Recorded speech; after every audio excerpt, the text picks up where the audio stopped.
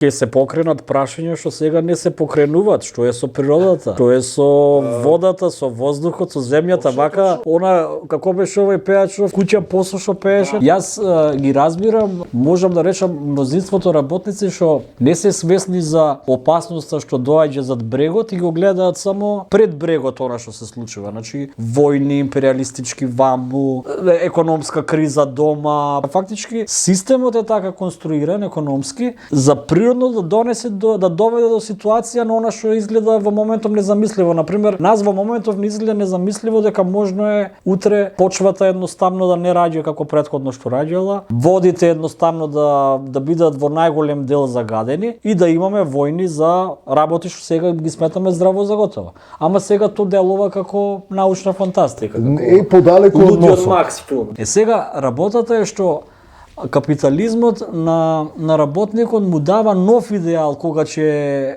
пропадни претходниот идеал. И сега нов идеал мене ми изгледа дека е технологијата. Да. Дали таа ќе реши се?